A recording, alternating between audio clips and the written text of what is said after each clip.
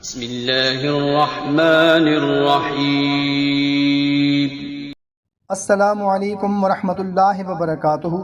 محترم خواتین و حضرات، امید کرتے ہیں کہ آپ تمام دوست احباب اللہ تعالیٰ کے فضل و کرم سے خیریت سے ہوں گے۔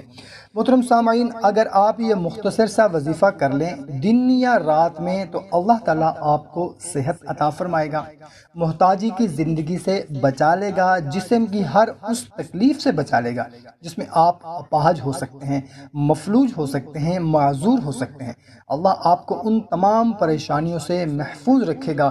صرف ایک دن وظیفہ کر لیں اور اللہ کے حضور ہاتھ پھیلا لیں، اللہ سے مانگ لیں، اللہ تبارک و تعالیٰ آپ کو ہر بیماری سے محفوظ رکھیں گے، کیونکہ انسان کے پاس سب سے بڑی نعمت جو ہے، آپ نبی کریم صلی اللہ تعالیٰ علیہ وسلم نے فرمایا، ایمان کے بعد صحت ہے۔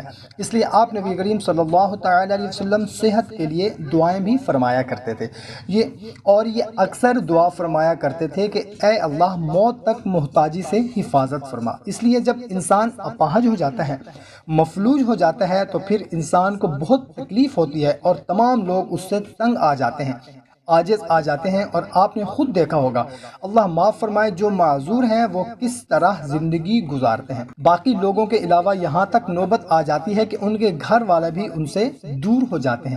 اس لیے جو آدمی یہ عمل مجرب اختیار کر لے گا، اللہ تبارک و تعالی اس انسان کو پوری زندگی محتاجی سے بچا لیتے ہیں۔ تو عمل بتانے سے پہلے آپ سے گزارش ہے کہ چینل کو سبسکرائب کریں، ویڈیو کو ابھی لائک کریں، اور اجازت کے لیے کمنٹ میں آمین لکھ دیں، جزاک اللہ۔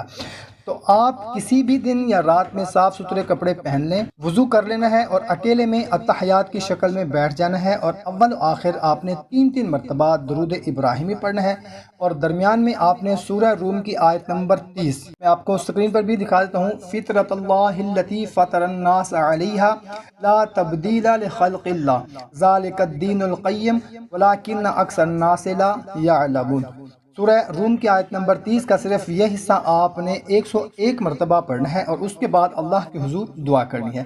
انشاءاللہ عز و جل کبھی بھی آپ زندگی میں محتاج نہیں ہوں گے، کبھی بھی مفلوج نہیں ہوں گے۔ اللہ تعالیٰ آپ کو صحت والی زندگی عطا فرمائے گا۔